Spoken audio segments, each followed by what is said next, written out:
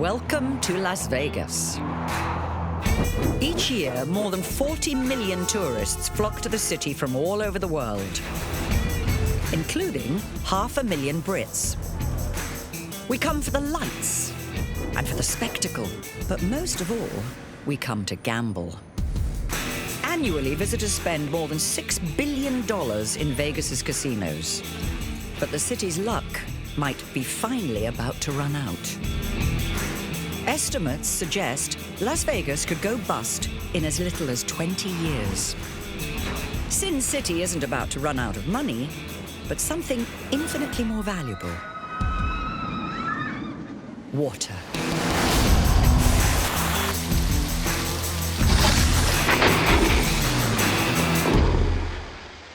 California is resorting to drastic measures tonight to combat its severe drought. We're at the bottom of a reservoir. We should be 30 feet underwater here. Instead, these are the conditions.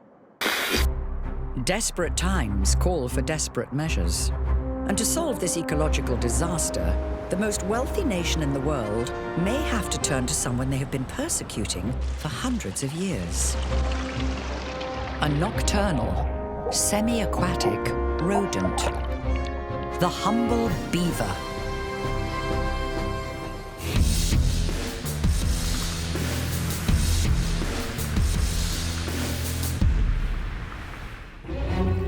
Beaver are amazing. These large aquatic animals are one of the biggest rodents on Earth, growing up to 1.2 meters in length and weighing up to 30 kilos. And unusually for rodents, just like us, these romantic critters usually mate for life. But these aquatic engineers are most famous for their dam-building skills. They work tirelessly, felling trees and cutting branches in order to dam up rivers and create huge pools of water.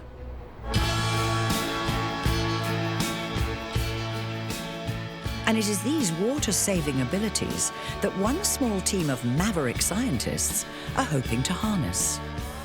They believe that if they can control the beaver and direct the water they store, then these eco-engineers could become one of the most important tools in their fight against the drought. Someone tells you, oh, beaver might be able to help with this climate change problem, you kind of chuckle and laugh and go, oh yeah, that's neat, that's cute. But then when you actually start looking at the thousands of dams that could be fit, then suddenly it doesn't seem like such a preposterous suggestion. Nick's theory is that the current method of building huge dams to deal with water shortage issues isn't working, and he's got a solution. We believe that rather than having one large structure that has huge impacts to the ecosystem, we have thousands of small beaver ponds that they maintain that have benefits to the native ecological functions in that area. We like to think of ourselves as pretty experienced, pretty good engineers. And again, this is an engineer that has at least 40 to 50,000 years on us in terms of experience. So exactly how do scientists think beaver can help? It is their propensity for dam building, which is how. With the right help, they might just save the city. As beavers dam up rivers, they store huge amounts of water behind their dams. This soaks into the surrounding land and raises the water table. If enough beaver were introduced throughout the western United States, they could help keep a huge amount of water on the land, decreasing water use for things like agriculture and livestock, and in doing so, save huge amounts of water. Water that Las Vegas desperately needs. But just how has one of the most important cities in the wealthiest nation on the planet reached the point where the taps are about to run dry? As the effects of global warming change the way weather operates, droughts, floods, hurricanes, and snowstorms are becoming more frequent, more severe, and more prolonged. And we're struggling to adapt. Unfortunately for Las Vegas, the city was built right in the middle of the Mojave Desert. And its precarious position has led to some real resource issues. It's a metropolis that's rapidly running out of water. There's a drought in western United States, and it's a real problem. I know we're in a drought and everyone's always freaking out and we never have rain, and you know, the grass is always really dry. The street signs like light up and say save water, like there's a drought. Well, we're only allowed to water 2 days a week. You can't wash your cars anymore. You can't wash your cars. America's most decadent destination has been engaged in a potentially catastrophic gamble with nature. And now, more than a decade into devastating drought, it's on the verge of losing it all. One of the city's biggest concerns is that it's chanced everything on one roll of the dice, relying almost completely on a single source for all its freshwater needs. 90% of Las Vegas's water comes from Lake Mead. The drought that has caused this bathtub ring here in Lake Mead began 14 years ago, and increasingly scientists believe we may be in the middle of a mega drought. And things are only getting worse. Governor Jerry Brown had to resort to giving this advice in Los Angeles. Don't flush more than you have to. The amount of water that has already been lost from Lake Mead is staggering.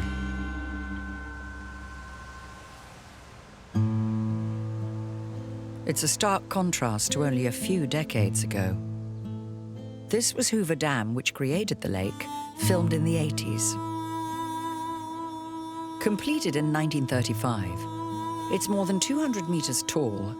At its base, it's more than 200 meters wide, and it weighs more than 6.6 billion tons. A dam any beaver would be proud of. Huge overspill passages, large enough through which to fit a double-decker bus, were included in its construction for times of high flow. But they haven't been used in decades. When I lived down here, we water skied Lake Mead, and where you can see the water line all the way around, that's how high the lake used to be. In general, people think it's green, so there's no water problem, but there is serious problems. Coming here and seeing just the lines and the erosion and the marks on the mountainside, it's astonishing. It's scary, too. Over the past 15 years, as the city's population has grown from 400,000 to 2 million, Lake Mead has slowly been drained of 15 trillion litres of water and is now under half full. Looking at the scale of this global warming disaster, it's difficult to believe that the water-saving powers of a few beaver could make any difference at all. But some scientists believe that by emulating nature's greatest engineers, they might just have a chance. One way we deal with, say, water storage issues or water shortage issues is to store water behind large dams, big dams, and these dams can be very, very expensive to build. Instead, beavers build resilience into systems by having redundancy and having lots of little dams. And so it's a much more, say, diverse investment portfolio than, than, say, the Bureau of Reclamation or Army Corps of Engineers that likes to put all their eggs in one big basket.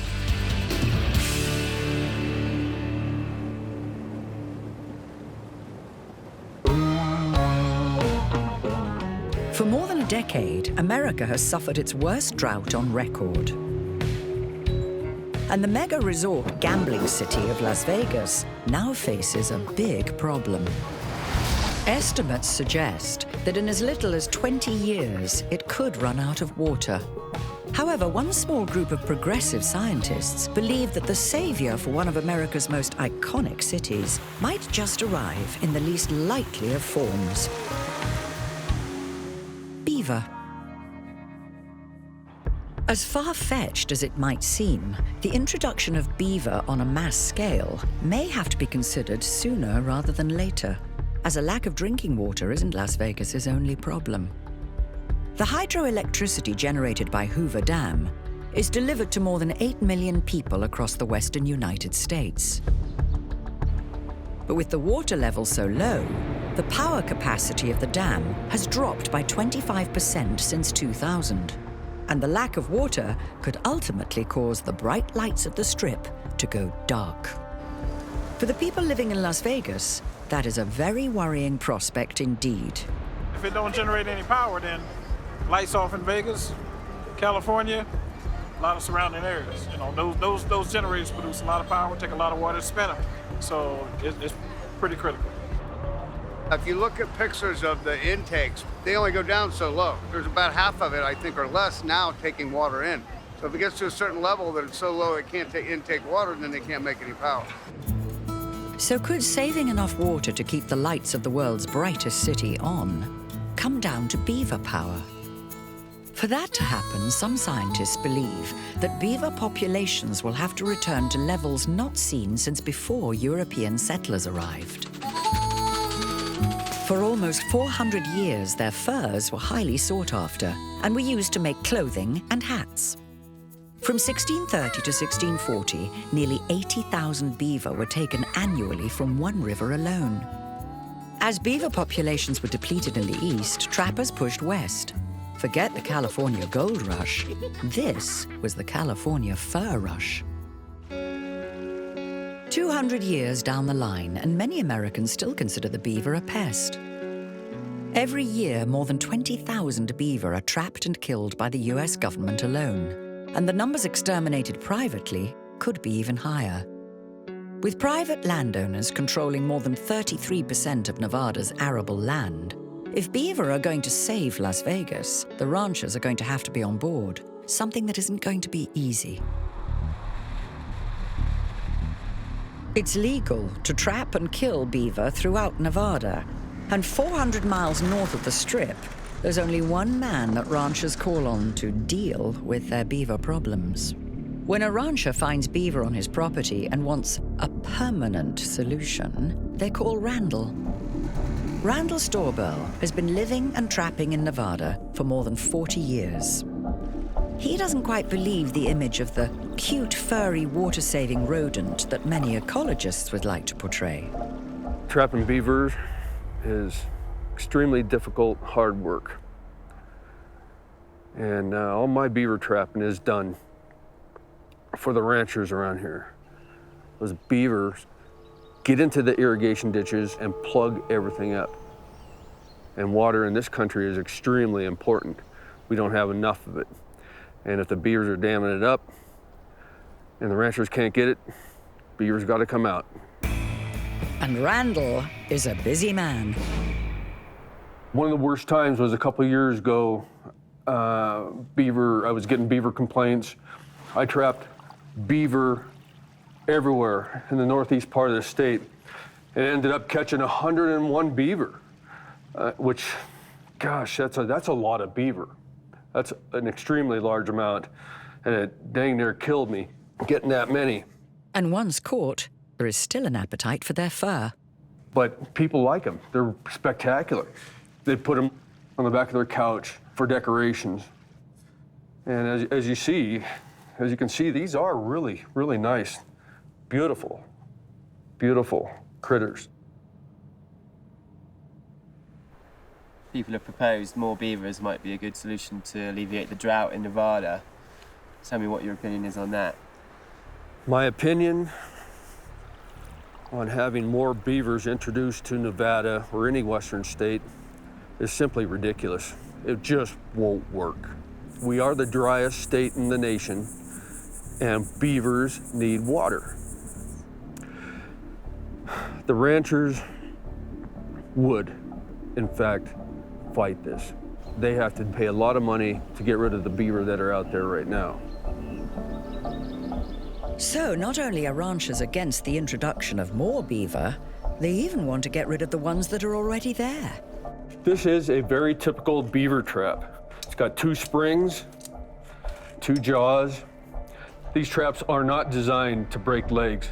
The wide jaws are cast iron, and they are designed to be very soft on tissues and on the critters. Just to show you how easy these traps are, I'll take a human hand.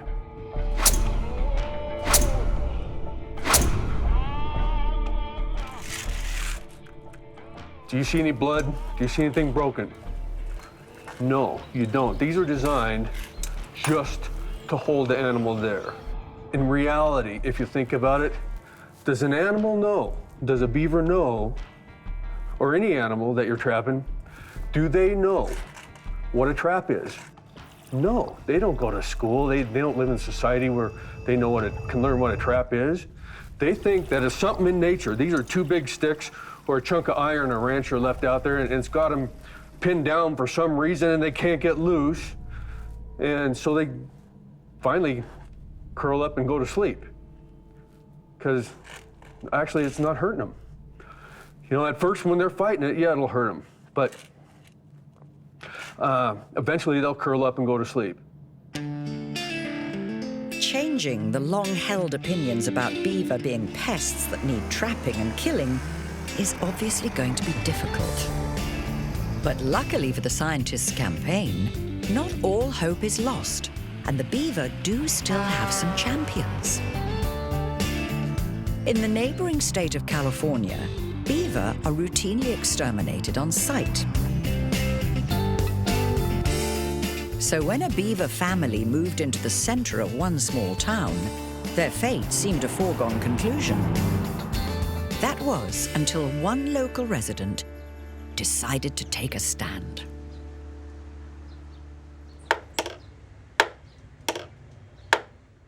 I became involved when I was taking a walk outside and met somebody in town that said, "Have you seen the beavers?" And I thought, that doesn't seem very likely. But I started to keep an eye out because I was curious. And then I noticed a dam, and I noticed a tree that had been chewed, and then I saw some beavers, and it was amazing. Oh, look at baby coming up to work.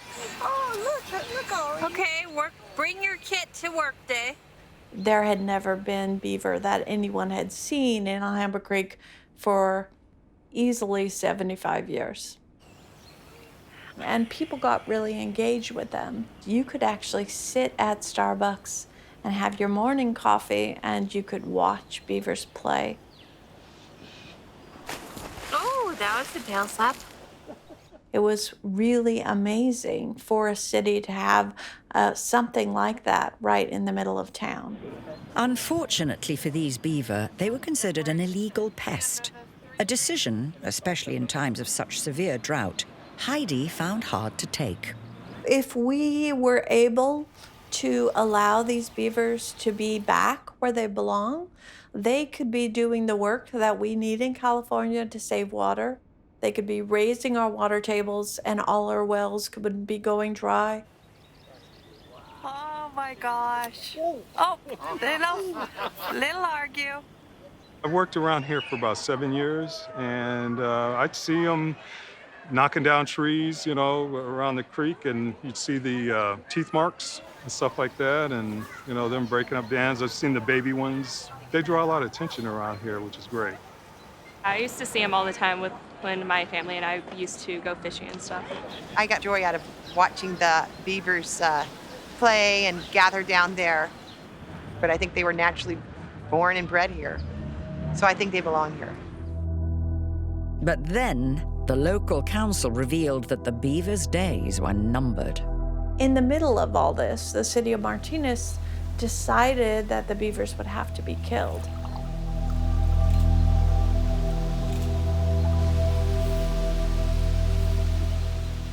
And so the city said they were going to trap them, and the Martinez residents really got adamantly opposed to that.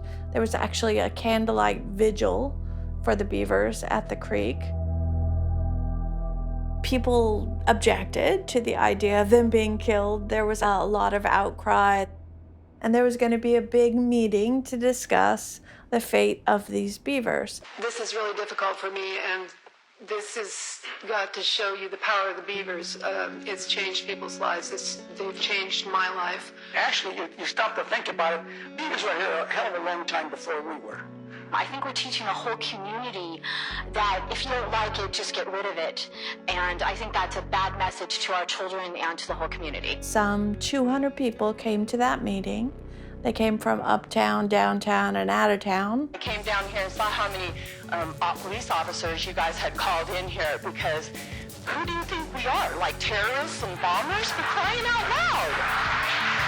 We're a community! Native American Indians referred to them as little Indians, spiritual creatures to be treated with reverence and respect. This study, these beavers are telling this town something. I went to MIT and Harvard. MIT has the beavers as the engineer on their graduation wing. It's the beaver is the engineer. The people said, we don't want you to kill all of our beavers. We want you to keep them right here in town, and we want you to figure out how to do it. We don't want to be known as a refinery town that kills beavers, right? In the face of such strong evidence of the benefits of having the beaver in Martinez, Heidi and her friends decided to take a stand against hundreds of years of persecution. What we did, we had our first beaver festival because we thought it would be much harder to kill them after we had had a party for them.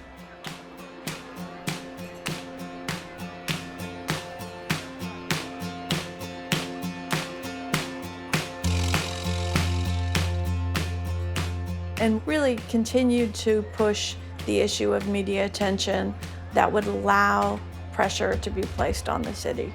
You know, because if you get kids involved, then you get parents involved, and then you get the cameras involved, and that makes politicians do the right thing. Under intense pressure, the city council finally gave in, and the people were allowed to keep their beloved beaver. It may be a small victory against the backdrop of Las Vegas's problems, but it proved that whenever beaver and humans come together, anything is possible. The majority of people want the beavers to stay, yet the council wants them to go. If you, the council, insist that the beavers must go, then maybe come next election, I and others will insist that you go too.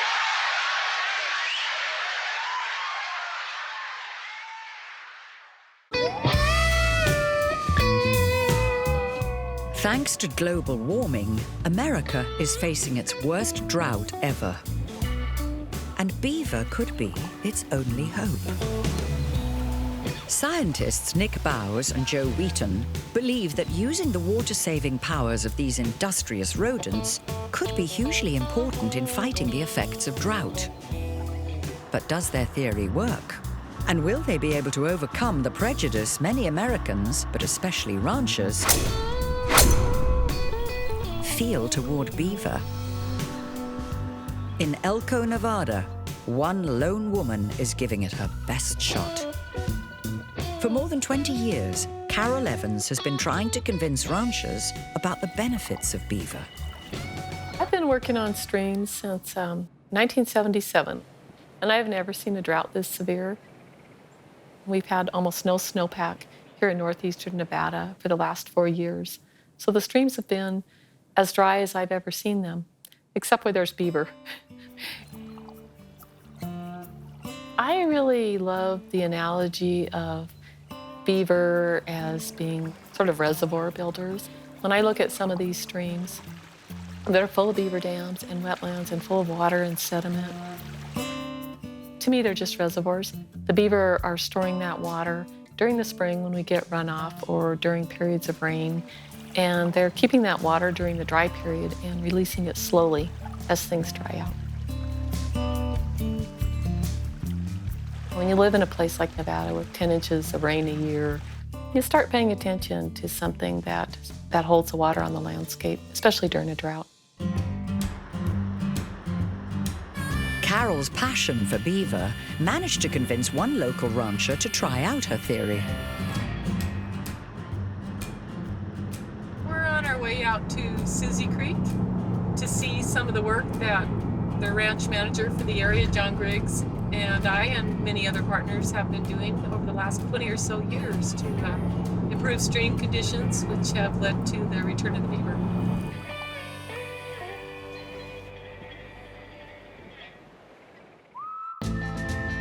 Over the past 10 years, the beaver on John Griggs' property have transformed a once barren creek into an all-year-round water source.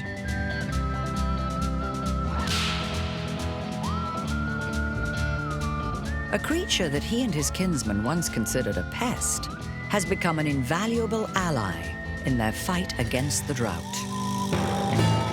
After seeing firsthand just what these incredible water savers can do, he's realized they have a lot more in common than he first thought.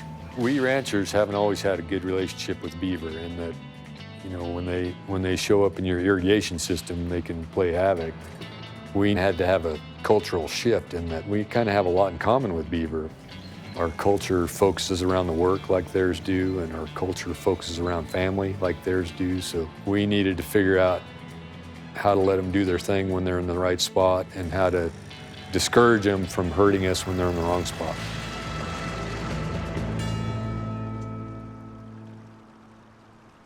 Oh, hey, Carol. Hey, John, how are you? I'm doing good. How you doing? You out here taking a look at Susie Creek? Yeah, out here checking it out. Yeah, it's looking pretty Yeah, good. it is. Wow. Pretty incredible for Nevada. Especially after 4 years of drought, Yeah. isn't it? There wasn't much water, there wasn't much vegetation. It was just Right. kind of a dry gravel bar, wasn't it?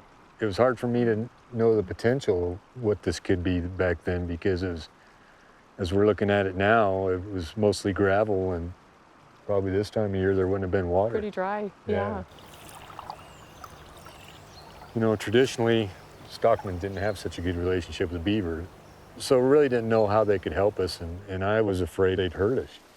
I asked, what should we do? And I'm thinking, do we have to try to trap them, or what are we gonna do? And you said, well, let's see what happens. And Yeah. thank goodness we did, because Well, they sure made this deal. Really, they're the Yeah. star of the show. By working together over multiple generations, beaver have been able to effect permanent positive changes to Susie Creek. They're an incredibly social animal, choosing to live in tightly knit colonies, typically made up of an adult pair and 2 to 6 offspring, or kits. These nocturnal builders have worked tirelessly, felling trees and cutting branches in order to dam up the creek in multiple locations, all to protect their home or lodge. And just like us, their homestead is their castle, and no good castle would be complete without a moat. Once their dams have created a large enough pool, they'll construct their lodge right in the middle, safe and secure from any unwanted visitors. And John couldn't be happier they decided to become permanent tenants. hey, you want to walk down there and see if we can jump some ducks? Yeah, let's do Okay.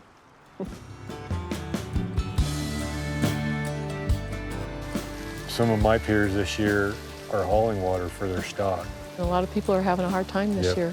If we'd gone back 20 years and we'd had a drought like this, what would you guys have done this year? There probably wouldn't have been any water here. It would have made a big part of the adjacent pastures unusable. Some of these are too rugged to even haul water to.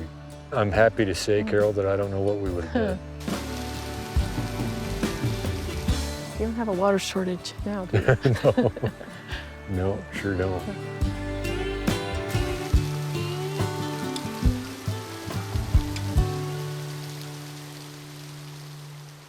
Here we say whiskey's for drinking, water's for fighting, because there's not too much water.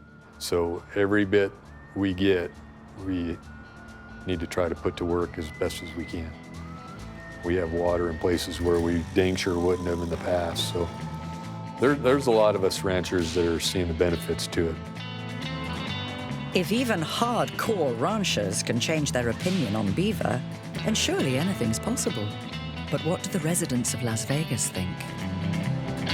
Positives outweigh the negatives at the end of the day, and there was more water and there wasn't as much damage by the beavers, I'd probably be for it. There aren't any trees.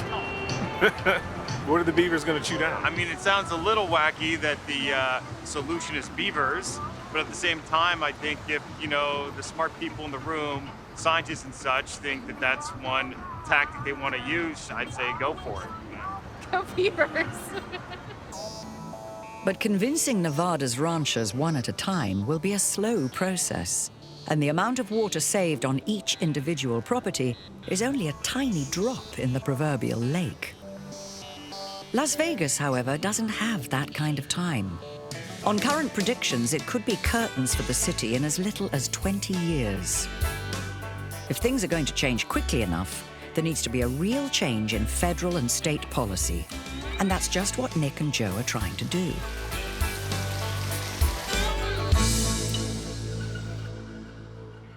Since 2009, Nick and Joe have been spearheading a groundbreaking research project.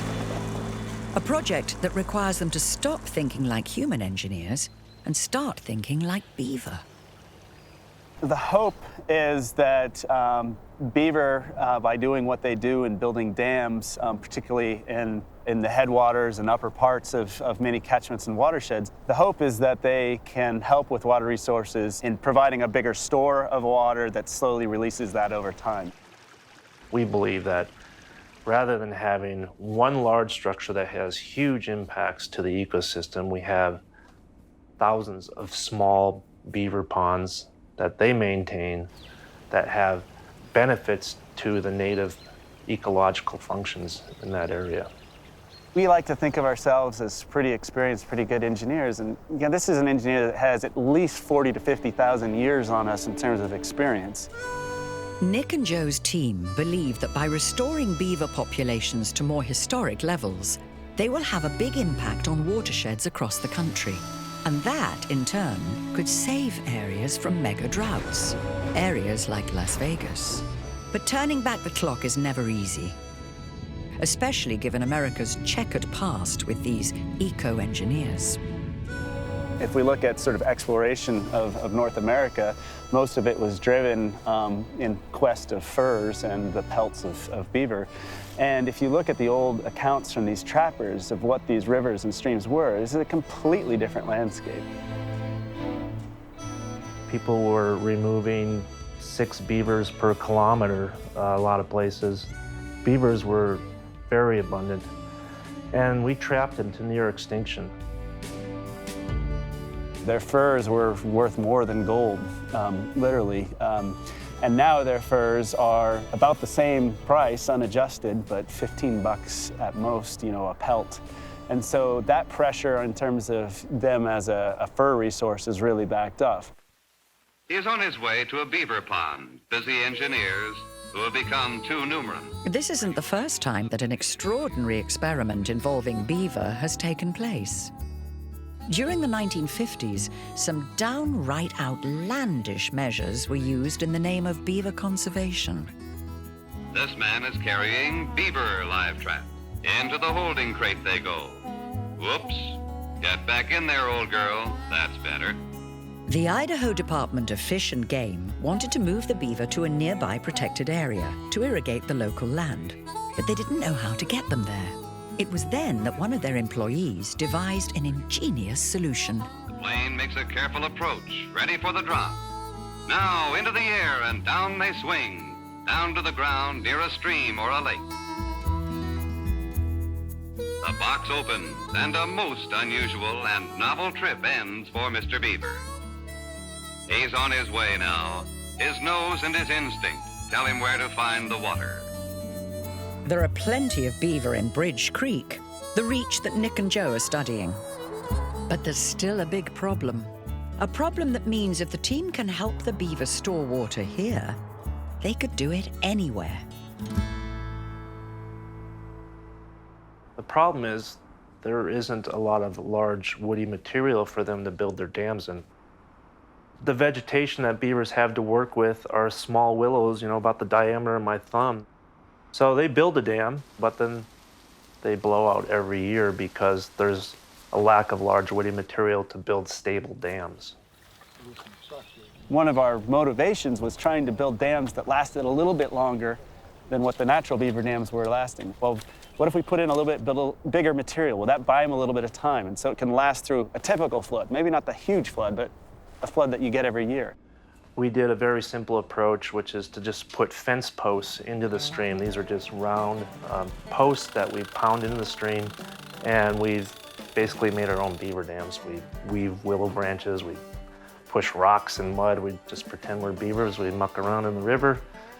And these beavers, they build on these structures. They know that that's a good spot because of these stable structures. We started trying to think like a beaver and build actual beaver dams. So the project was really about trying to help beaver help us restore the system. But can Joe and Nick's human beaver dams really work? And if they don't, what will become of the City of Sin?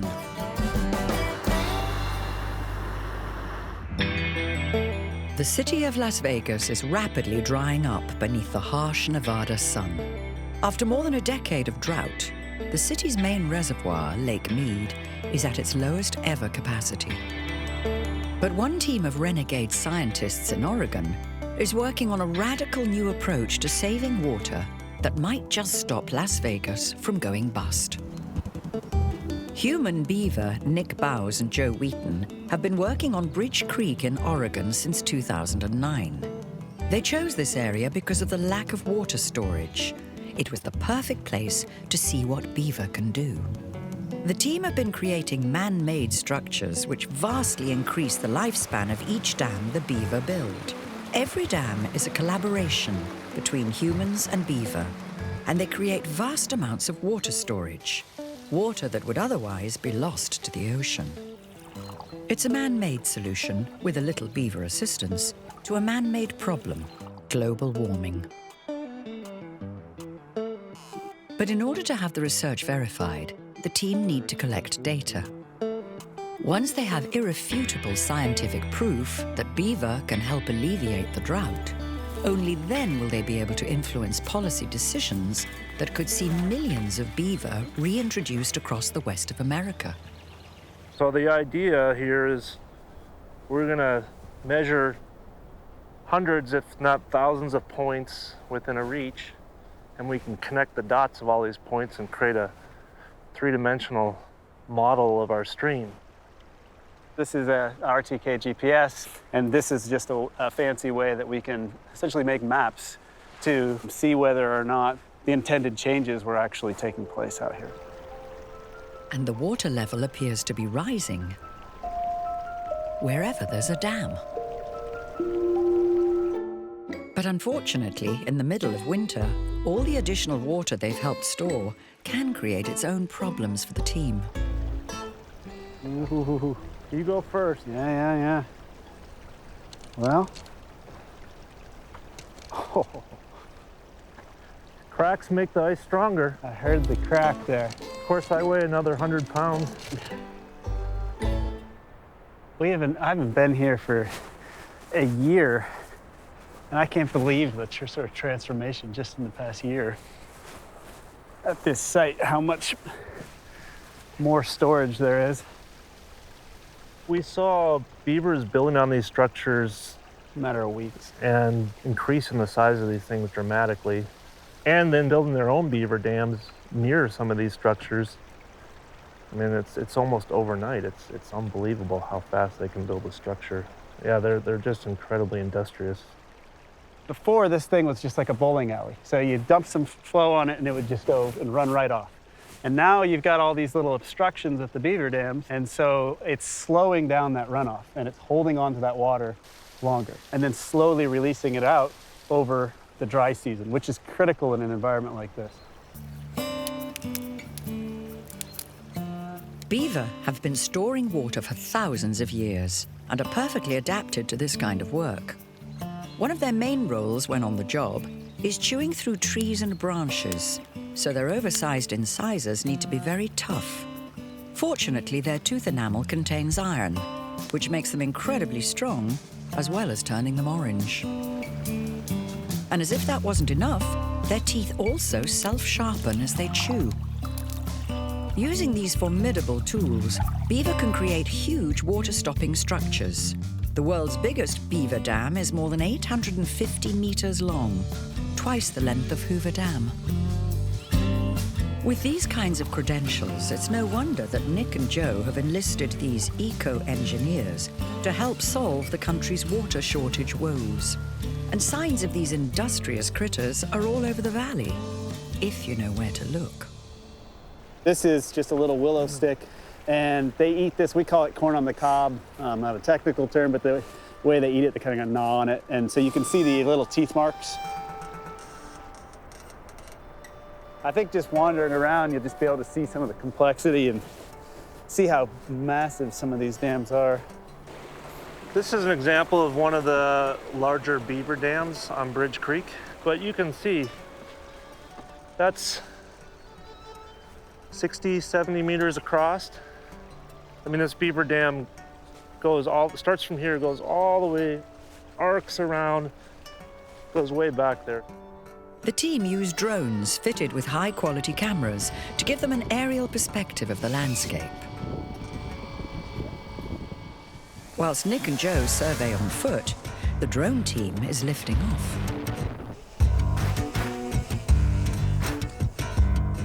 Once the drone is airborne, its footage reveals what an incredible amount of water is being stored by just a few dams.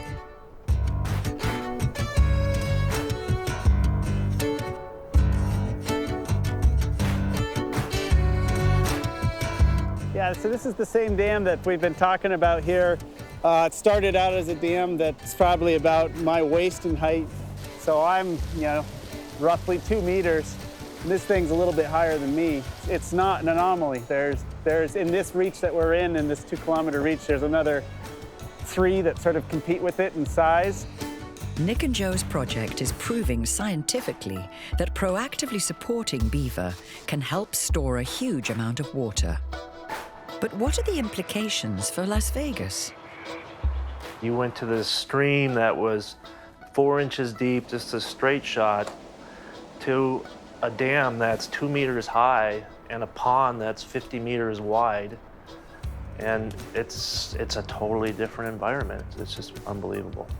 When you look at the storage in those individual ponds, it may not be that much individually, but a small watershed like this may be able to support something like 1,000 dams. And suddenly those small numbers start adding up to reasonably big numbers. In the face of unpredictable climate change, people around the globe are coming to terms with a world in which extreme droughts are the new norm. And with one of America's main freshwater reservoirs running at less than 50%, scientists in America are turning to nature's greatest engineers for help. One small group of dedicated beaver advocates might still be able to turn the tide and save the day. In northern Nevada, we've seen how beaver can help ranchers store water, and in doing so, capture their hearts and minds. On streams where the beaver have come back in the last 5 to 10 years, we're just seeing tremendous benefits. There's so much water there now. And once you have water, you have everything. Water's the building blocks of life. In downtown Martinez, we've seen how these furry critters can politicize an entire town into demanding policy change. I would like to see the relocation policy changed in California, and I would like to see more and more cities allowing beavers to relocate themselves and just working with them. And finally, in the snow-capped mountains of Oregon, we've seen irrefutable evidence that beaver can save water, and on an impressive scale. The amount of work we could do with just the amount of money to do a site assessment for a dam would be amazing. If we use beavers, we use these structures, we could do for a fraction of the cost to building these large-scale dams. There are currently around 10 million beaver across the United States, and ecologists have calculated that the environment could support up to 80 million more. That many beaver would be able to store more than 33 trillion liters of water. That's enough to fill Lake Mead 9.5 times over. It's been said that America was first built on the pelts of beaver.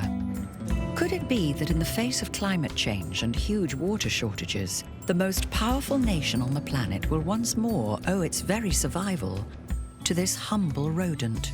Instead of building 5 to 10 really, really massively expensive dams, I'd like to build hundreds of thousands of dams, and they're all these little leaky, messy beaver dams, and instead of us building it, I'd like to be relying on this rodent to do it. If the people of Las Vegas don't take heed, there could be nothing left of the city of sin in as little as 20 years. So it's over to you, Las Vegas. It's about time you learned to love your beaver.